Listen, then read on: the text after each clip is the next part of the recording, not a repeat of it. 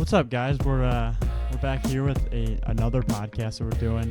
This time we're going to be talking about the future games and the roster, the guys that are heading their way to represent Team Illinois down there at Lakepoint in Georgia.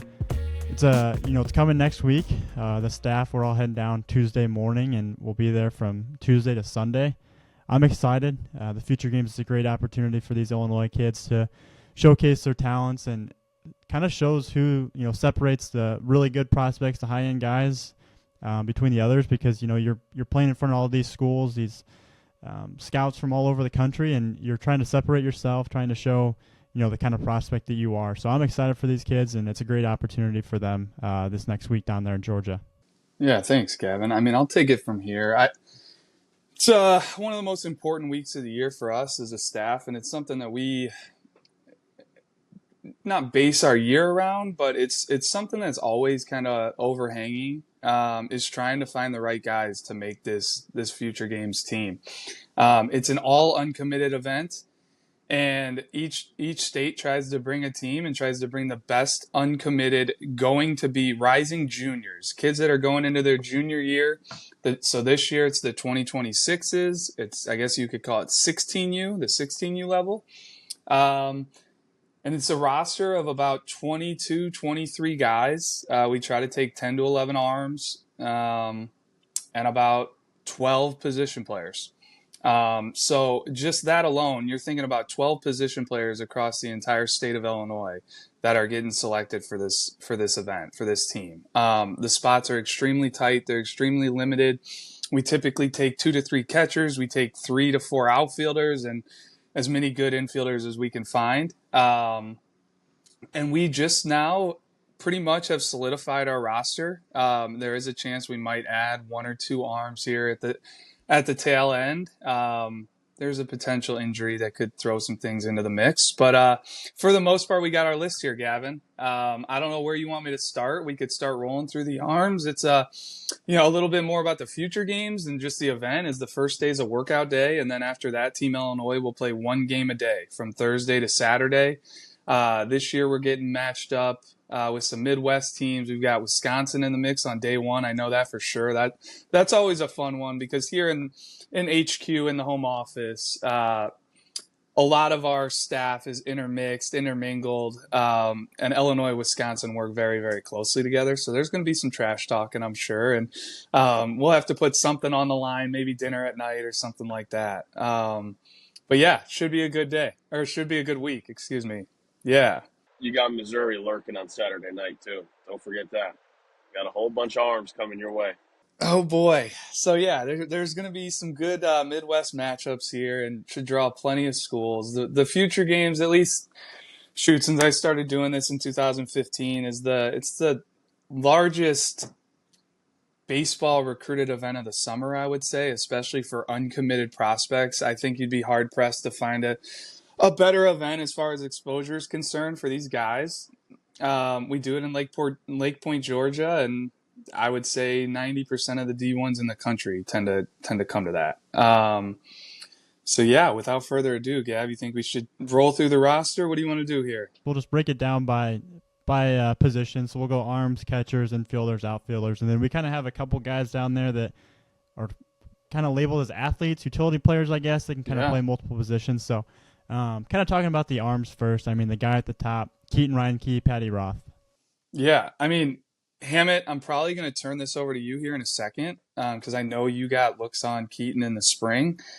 I saw Keaton in the winter. He came to our preseason all-state underclass, and he was one of the first guys I noticed just walking around the facility, because the body is extremely impressive. The frame, it is long, it is athletic, it's long levered. He's a 2-sport athlete.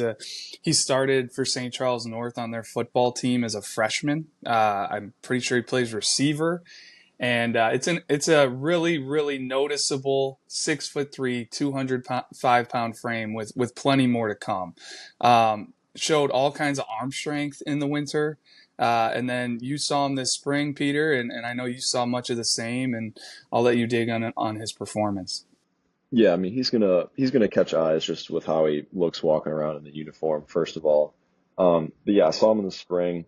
He was running up close to 90. It was like 88, 89. I like the way it worked. Not a ton of intent. Um, he's a well-liked kid. I know he's like great teammate. A lot of the kids and a lot of the parents big fans of him. But no, I thought the way he carried himself on the mound was very impressive. He had to deal with some errors, and he was never shown anyone up, which I thought is impressive for that age. A lot of times you'll see, some frustration, but he kind of just buckled down and didn't let it bother him. The fastball, like I said, he can run it up close to 90, and the breaking ball, he didn't have it early on, but he found it, which for me was impressive because he just kept throwing it. A lot of kids will shy away and, just go fastball only that day, but he stuck to it and figured it out and then ended up throwing the ball really well. So yeah, I'm excited for Keaton. I think he's gonna get some eyes on him for sure. Yeah, Patty Roth is our next guy on that list. And Tyler, I know you actually just saw him recently, so I don't know if you want to kind of take us through what you saw on him. Yeah, Patty Roth, I mean, currently he's our top ranked arm in the state. He's been that way for a while now. I saw him earlier in the spring. He was 84, 87 with the fastball, but I saw him a couple weekends ago up at the Big Row, up in Wisconsin. I felt like he'd honestly, like his stuff had came a long way even since the spring. He was running up to 91 in his first inning, and I really thought the breaking ball was much improved than it was in the spring. He was getting a lot of swings and misses, and honestly, at times, really ugly swings. So, Patty's a guy I know we're really excited to, get all of our staff's eyes on, and if he throws the ball well, he's going to get a ton of attention once these schools are allowed to contact these guys. Yeah, and continuing to work our way down. Southern Illinois, Luke Blackwell, a Valmeyer kid. Diego, I know you saw him in the spring, and he was another kid that was at that preseason All-State event and had a really good bullpen there. So, Diggs, I don't know if you want to take anything or say anything on him. Yeah, true thoroughbred athlete. Really looks the part in the uniform. With honestly still room to add more strength. Huge hands. He's very physical. Definitely looks the part in the uniform. Another one of those guys that kind of fits that mold of he's going to catch some eyes when he takes the mound. I saw him in a start in April. He was every bit of 87, 89 for 5 innings with true sink. It's kind of an unorthodox the way it comes out and really gets the ball and it jumps on hitters. He spins a firm slider. Honestly, my favorite thing about him is the changeup. He didn't have to show it in game when I saw him, but he was turning it over in warmups, and it's true fade with feel out of the same window and same intent as his fastball. So that's a guy that I think if he's there, it's going to be every bit of upper 80s with the potential for 2 quality secondaries. Should definitely catch some attention. Like you said, I had seen Blackwell in the winter, and he certainly caught our eye and caught our attention, and he was a must-follow this spring. And I was going to talk about the next 2 lefties on our list here, Gavin, first starting with Ian Tosi. He's a guy that we've known for a while now. We've been tracking. He caught our attention, at least my attention, last spring in a playoff game against Brother Rice. Started as a freshman against them in a big spot and was extremely impressive, pounded the zone, was low 80s at the time, fastball changeup guy, and it's much of the same still. He's probably one of the most competitive guys on our list that'll be towing the rubber this weekend or next week from at least what we've seen. It's a lot of strikes. It's a bulldog mentality. It's a fastball changeup mix with an okay breaking ball that he can land in the zone that's continuing to get better. But he's a 3-pitch guy that he should perform. He's always performed when we've seen him in the past, and that's what we're expecting out of him down there in Georgia. And the guy right behind him, Michael Pettit. This was a unique one for me because I didn't really know the name. I'm sitting there at Providence Catholic in a playoff game this spring. Providence is playing Lincoln Way West. Lincoln Way West starter finally gets taken out of the game. Providence had opened up a lead. So I wasn't really sure who they were going to go to, and they go to a lefty, and I thought it was going to be a senior lefty that I had seen earlier in the spring. But I looked down at the number, I checked my roster, and it's a sophomore. And by the time I'm looking up, I mean, it's catching my eye just in the warm-up, the way the ball's jumping through the zone. Long story short, he ends up throwing really well in that playoff game. He's touching some upper 80s. So he got firmly on our radar there, and then proceed to this summer. We get to see him at a tournament, and he's 86, 89, touching 91. It's in the zone enough. It's a lot of upside. It's kind of like a loose levered frame, and a loose whippy arm. And I'm excited to see what Michael Pettit can do down there, because he, to me, came out of nowhere. And I think from the way we've seen the velocity increase and looking back at events he's been to in the past where he was upper 70s, low 80s, and then to see all of a sudden he's touching a 91, especially from the left side, is really, really exciting. So just wanted to touch on those two lefties there real quick, Gav. Yeah, and then you touched on Ian Tosi, a Mount Carmel kid, and then Connor Elanteni is another Mount Carmel kid, another Mount Carmel arm, actually, headed to the future games for Team Illinois, and I know you saw him. So Yeah, I know. It's been thrown around on this podcast before that there may not be anyone in this class with a higher ceiling than Connor Allen-Tenney. Like, but at the end of the day, when this is all said and done, he could be the best arm in this class. Just from a body perspective too, like really stands out. He's a two-sport guy. Also plays basketball for Mount Carmel, and from what we've heard, he's a pretty good basketball player as well. So. Lot to like here. It's comes out really easy. In the upper 80s. I had him up to 91 in the spring. Pete, I know you saw him. I think last weekend. So I don't know if there's any more you want to touch on with him. No, I mean, the frame's really, really good. Obviously, he's a big kid. The only thing is sometimes he'll struggle to sequence it up just with like how big he is, but that's completely normal for that age. Like the long levered kids, like there's just more body to control. So the strikes can be a question mark sometimes, but that's nothing to steer away from him for. So, but when he times it up and when it comes out right, it's about as good as anybody. So he'll definitely show well. yeah, and I kind of want to touch on Caden Shotzik here. He's a kid from Brimfield, Illinois. It's a really small town outside of the Peoria area. And if anyone knows Brimfield, it's a very good athletics town. A lot of athletes come through there. So Caden, I'm very excited to see him at the future games. He's a 6'3", 195-pound kid, right-handed arm that we've seen up to 89 in Rantoul. The arm works really well. It's really quick. It's clean. It's a stretch-only delivery, so kind of a reliever type. But his curveball, slider, whatever you want to call it, it was 77 to 80. Really throws it hard. It's got really sharp movement. So I'm really excited to see Caden at this. A small town kid coming to an event like this. It's a great opportunity for him to get shown and be seen in front of these big time schools. And I think the frame itself is going to be really intriguing for people. And then when they see him on the mound, if he's upper 80s, touching 89, maybe 90 with that hard slider, it's a really intriguing look for Caden Shotzik there, especially being a small town kid too. Like you don't know what kind of coaching he's gotten on the mound.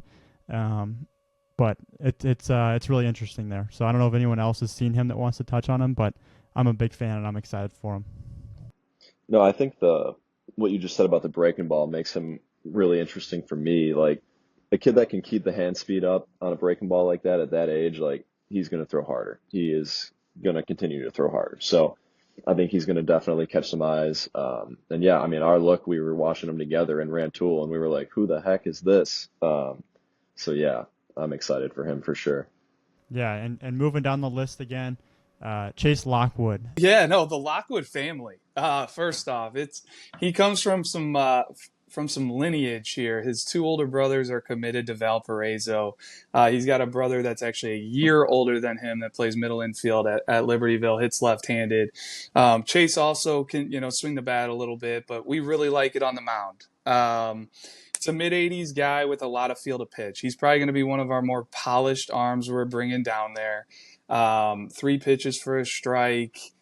Really like the way everything works, and there's plenty more to come. He's an athletic kid that's got just, I think, a very bright future. So yeah, Hammett, go ahead. That's really all I wanted to touch on with him. No, it's about as easy and simple as it gets. And yeah, the kid can really pitch. He's not going to light up the gun he'll throw hard, obviously, like mid 80s, but he's not going to be popping like 92s or 93s. But the way it works, the way he can pitch, he's definitely going to come away circled on some lists for sure. Yeah, and then kind of moving down the list, we've got 3 Central and Southern Illinois arms that are on this roster, and Dees is going to kind of take us through those 3 guys. Yeah, first one here up, we got Dylan Huff. He's been a guy that has been a favorite of our staff here for some time. He came to the Southern Illinois preseason ID. He comes from a pretty good high school program that we've talked about plenty in Chatham. They've produced several high-level arms over the last couple of years. 3-sport guy, 6'3", 170-pound, long, lanky frame, plenty of upside to project on. He's a football player. He's a basketball player. You guys recently saw him in Rantoul, mid to upper 80s fastball with a frisbee slider. He was up to 90 at Lakepoint earlier in the summer, too. A guy that we liked it when he was 82, 84, and now he's taking a jump, and the breaking ball's taking a jump, too. So that's a name to keep an eye on, especially given the 3-sport athlete, given the physical projection, given the high school program he's coming out of. Chase Milburn, if we're talking about high school programs, Edwardsville Tigers was basically stepped in as their number 1 halfway through the season, helped lead that team in another 4A state finals appearance. You guys talked about polish. He is one of the more polished guys in this class. Strike thrower, 4 pitches, all of them for strikes. Big physical, 6'1", 195-pound righty. Will pitch in the mid-80s. The separator for me with him is his slider. It is upper 70s. You know, we'll kind of creep into that 80, 81 mile an hour range with true like depth and bite to it. For me, it's his best pitch. He'll throw it at any count. He'll land it for a strike. He'll grab, swing, and miss. That's a guy that's done it. That's a guy that's going to get up on the mound in front of 50-plus schools and not be scared. Kind of that slow the game down pace kind of guy. He's pitched in big games before. Had a huge high school season, 10-0 on the mound, I believe. Was an all-state honoree for us. So that's one to watch too. And then, Yeah, I have his stats here, Diego. As you're talking, he was a second team All-State selection, and he went 61 innings, 37 hits, 54 Ks, 19 walks, and a 0.57 ERA. So he really performed this spring. that is a 0.57 ERA for a team that is coming off back-to-back state finals or state championships as a sophomore, playing in a tough conference, basically leading the way in their playoff run. Pretty impressive stuff there. And then his teammate, Hunter Baugh, who's one of our 2-way guys, he's also a middle infielder. He's 5'9", but plays like he's 6'4". Supreme confidence in himself, both sides of the ball. The kind of guy that just wins baseball games. He's really savvy defensively up the middle with the glove, but when he's on the mound, it's super clean and easy. Drew, you saw him come out of the pen earlier in the spring in a huge spot against a really good team.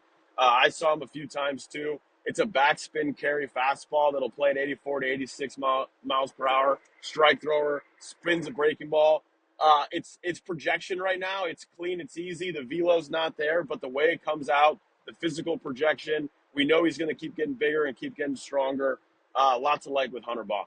He's an athlete on the mound, which is really, to me, what I love about him is you can just tell he's that shortstop with all kinds of feel, knows how to hold the running game, can handle the bunt game. Like, he's a guy you want on the mound late in a game too, just as someone you could trust.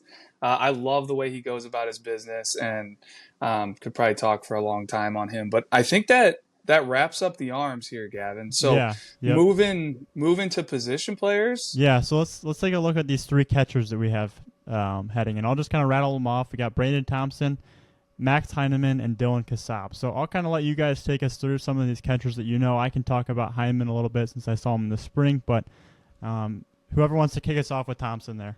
Thompson, I'm going to turn over to Tyler here in a second, but he really caught my eye last year going through our state games videos after the event and watching his defensive video, really breaking it down. And I was blown away by just how good the actions were.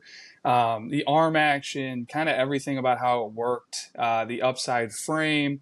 Really thought, man, this guy's got a chance to defend at a high level in the future. And just from tracking him from then until now, he continues to get better. The arm strength continues to tick up. And I just think the overall strength in general, because it's showing with the bat as well. Tyler got one of the best looks at him this spring. I got a brief look at him this summer before we pulled the trigger. But yeah, Tyler, why don't you just fill in anything I missed or anything you saw?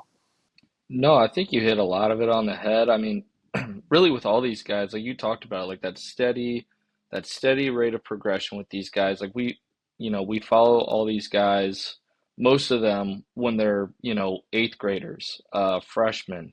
He's going into his junior year now, and it seems like his game's only getting better. Like you said, I was just blown away with the actions behind the plate. He's very advanced for that age.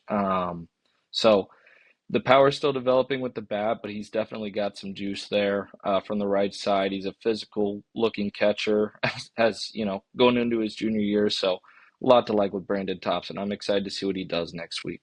Yeah, I'm gonna jump in here quick because just kind of being the guy that lives in the St. Louis, Southern Illinois area, I don't get to see as much of these like Chicagoland kids often. And I saw him this summer. I didn't really put it together when he was walking around in a uniform, but the first thing that caught my mind or that caught my attention was who's that? And then I saw him get in the box. He's plenty physical, man. He hit a foul ball that would have comfortably cleared the left field wall by 30 feet. He does not get cheated. He gets off his A swing. It's kind of one of those like uphill leverage swings. It's going to have pull side power as he continues to get more comfortable with it. Saw him bang two doubles that way too in a different game. And the way it works behind the plate, like for catchers, it's a little bit different. Like the glove is obviously more valued, especially when you get to the Division I level. Like you look at those guys behind the plate that are at higher level programs; those guys are studs defensively. He fits that mold. So if that bat keeps trending up, you're looking at a guy that could really follow in the lineage of future games catchers that we've had at Team Illinois over the last couple of years, and that's a pretty good list to be on. And looking at these other two catchers, Max Heineman and Dylan Kassab, and going to Tyler's point about us tracking these guys for a long time, from a young age, both of these guys went to our junior future games. We've been watching these guys since eighth grade, potentially even seventh grade with some of them. Max Heineman has always hit. He has always hit ever since we've known him as a younger prospect, and it continues to tick up. He continues to get stronger. The ball's coming off his bat better. Serviceable behind the plate, really works hard. He's a grinder type prospect.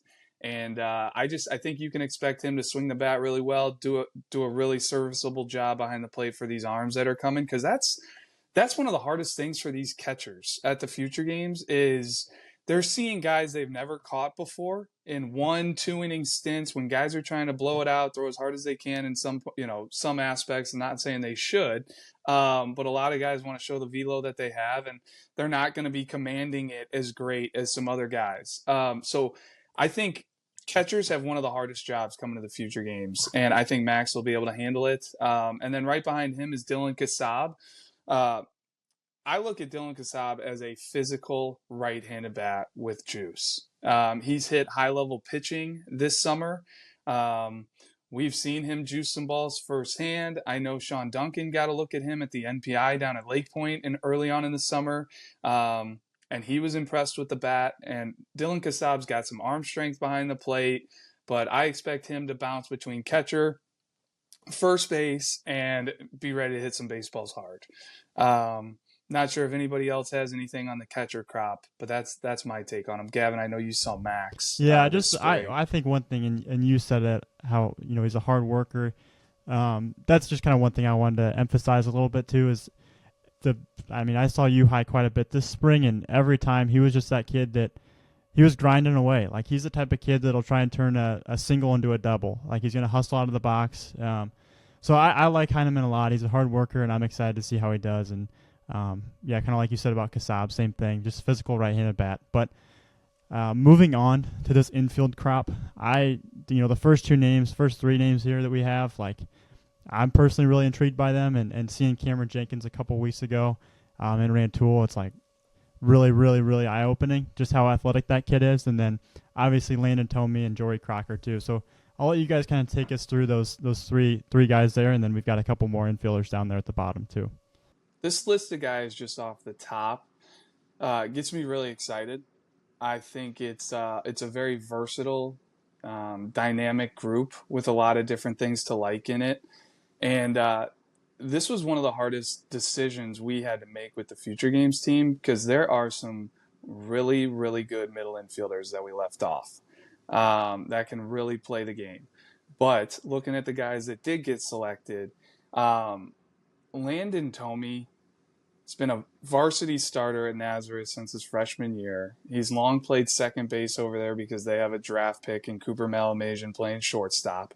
He'll be set to, transition over to shortstop next year for his junior year. But I got to look at Landon this summer, and I was blown away at how his athleticism had ticked up, how his foot speed had ticked up.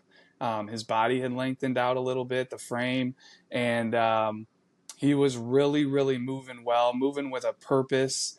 Really getting out of the box, the way he was rounding the base at first base, sticking his foot into the ground, challenging outfielders' arms, just playing the game the right way. And then watching the way his feet were moving at shortstop, I think he's a guy that, he might be able to get it done there. As a younger guy, I wasn't sure. He was a second base only type. You didn't know what was going to happen with his frame.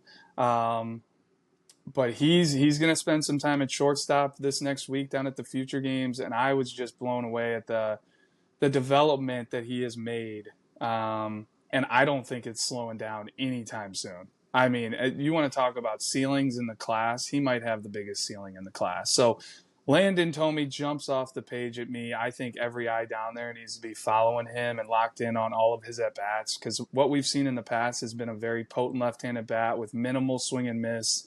And the jump off the barrel just continues to pick up. So it's long-winded about Landon, but I think he deserves it. And I think a lot of these guys deserve it. You mentioned Cameron Jenkins, but before we get to him, does anybody else have anything on Landon? No, I think you nailed it, honestly. Yeah. Cameron, he has long been an intriguing prospect for me. I've seen him in showcases. I never really got that many in-game looks at Cameron to know what kind of true player he was, how he went about his business. But in showcase, it's always been extremely interested. He's a really fluid athlete with some easy bounce to his game.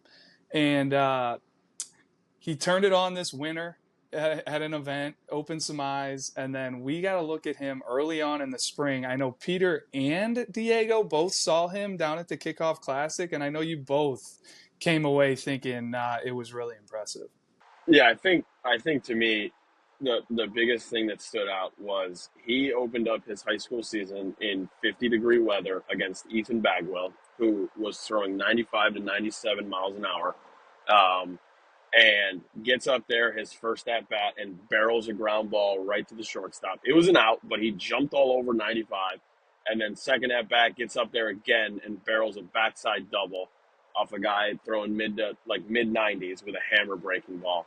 With that body, same game. He goes in the 6.5 hole, plants his back foot, throws a guy out. Immediately stood out. That's my only look at him, but hard to miss guy. Hard to miss guy when you're doing stuff like that. You're built like that. You have the strength. You have room for more. You're playing shortstop, like a true shortstop. And you go up there and take 2 confident ABs in your sophomore year against a draft guy. You're definitely going to stand out. Yeah, I think the more that I've seen him in game, the more I like him. He's someone that doesn't get cheated at the plate either. His approach is really good. He knows the zone. He controls the zone, but he gets his A swing off a lot. And he's got pop in there too. I saw him hit a home run in my first look at him. And then, yeah, I mean, he's got really good feel for the game at shortstop. His IQ is definitely above average. The athleticism, he's a basketball player too, I believe. I was watching him make some impressive jumping catches during IO.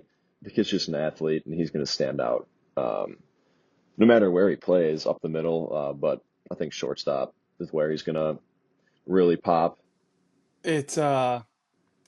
I say Landon Tomey features some of the best upside or highest ceilings in the class, and I look down, and the 2 guys we're talking about next arguably have just as much upside. So I might be taking back that comment real quick, because Cameron Jenkins, there is so much upside in that frame and that game. And then you look at Jory Crocker, and it's the same. He's got the wide shoulders, the high waist. I mean, he's going to be physically, he's just going to be continuing to get more and more impressive as he gets older. It will be very interesting to see what Jory Crocker turns into when he's 22, 23, 24 years old. But he's a shortstop at Willowbrook, also a right-handed pitcher. We didn't really touch on him too much in the beginning, but he's an arm that will throw it at least one inning down at the future games. We've seen it upper 80s. We've seen him throw well in game. I know Tyler saw him throw well in game.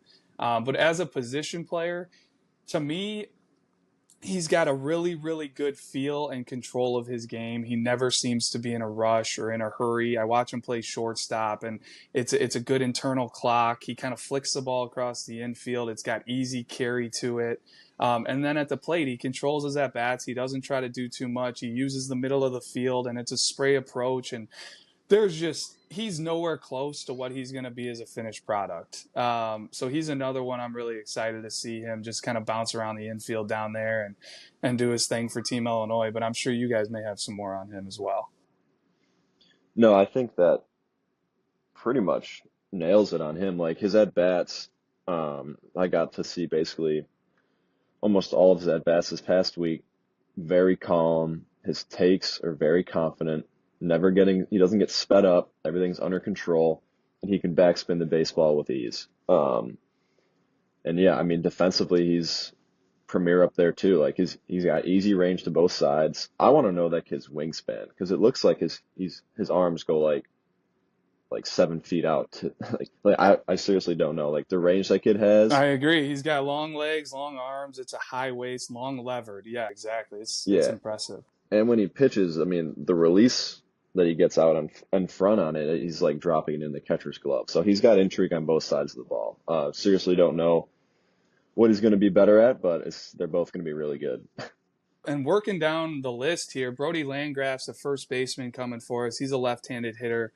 I know Diego Solares down there in Southern Illinois has seen a lot of him. He's a Columbia product. He hits. That's what we've seen out of him in the past is on the barrel with authority. And Diego, I'll let you take it from there. Yeah, ultra physical, every bit of 6'5", 200, left-handed bat. He's also a basketball player, but that size kind of hard not to be.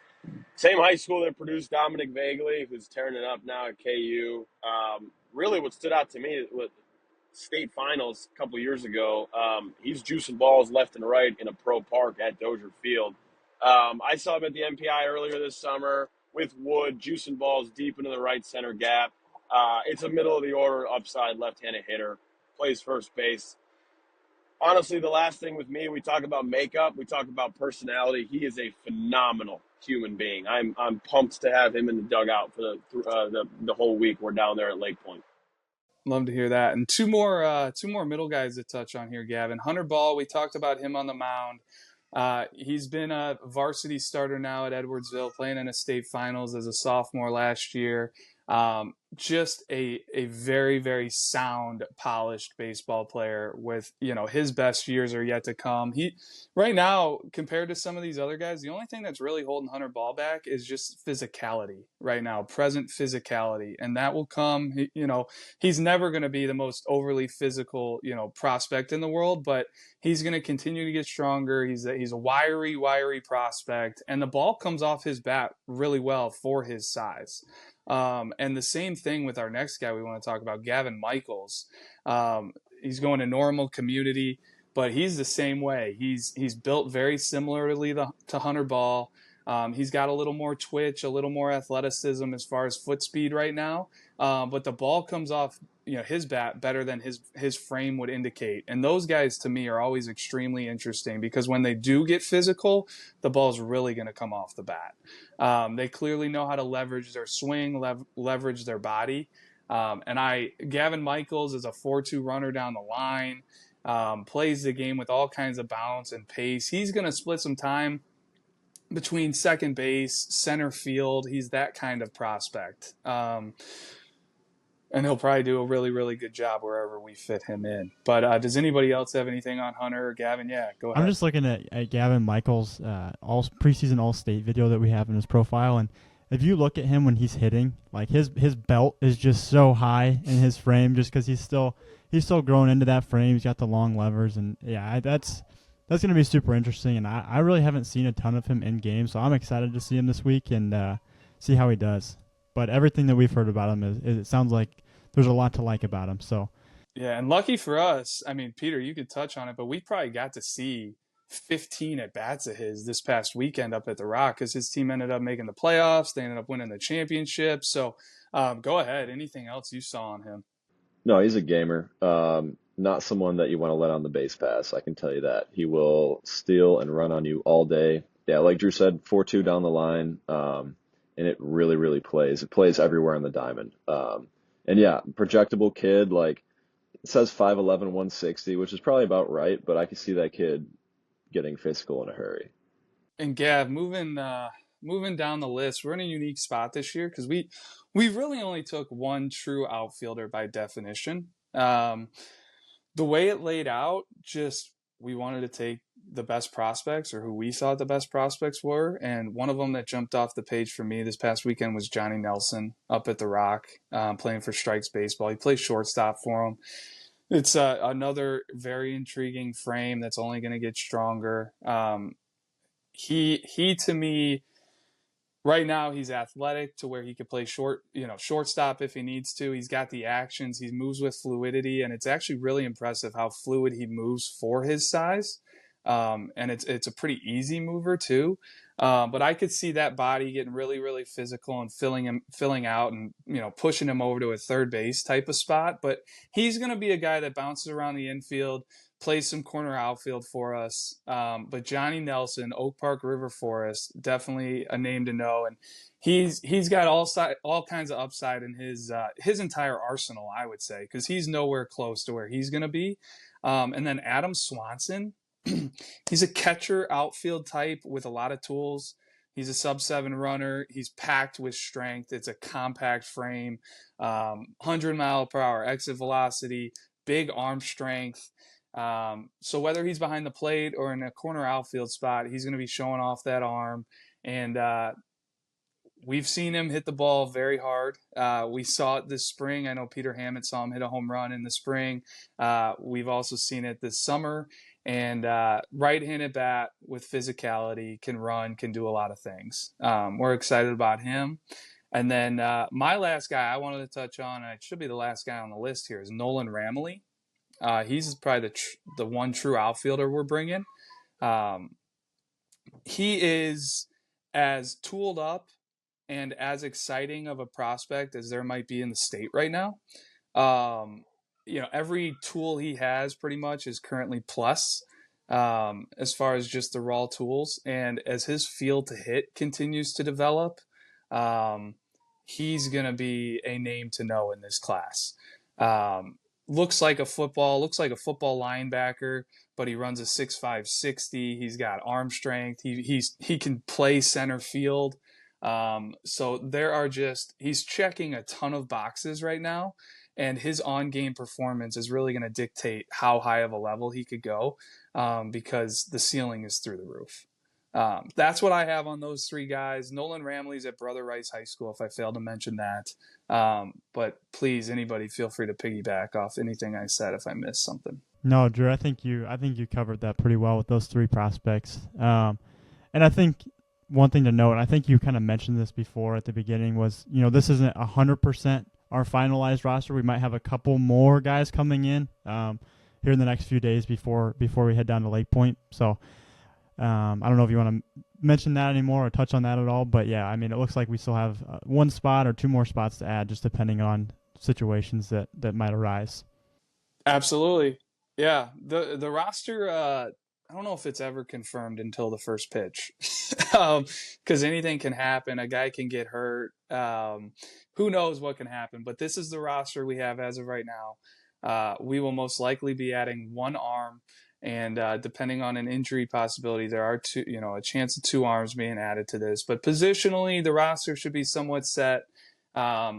looks to be a nice blend of prospects too, to give some college coaches a little bit of everything to look at. Some physicality in a Brody Landgraf type, and an athlete in a Gavin Michaels type, and a baseball player in a Hunter Ball type, and a lot of high end prospects in there as well that do a lot of things really, really well. So, as always with the future games, you collect the best roster you can. It stresses me out. We take extreme pride in it.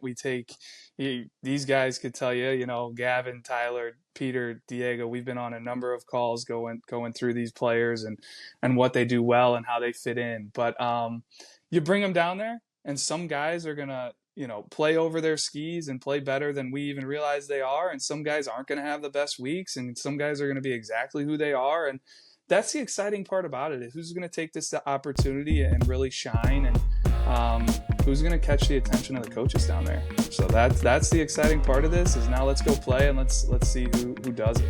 Well, I appreciate you guys all hopping on and talking through this. I know I'm super pumped for next week, and I know our entire staff is. I know it's a really fun week for all of us to get together, to see some really good baseball players, not only in Illinois but throughout the country as well. So, yeah, thanks for listening, and we'll see you next time.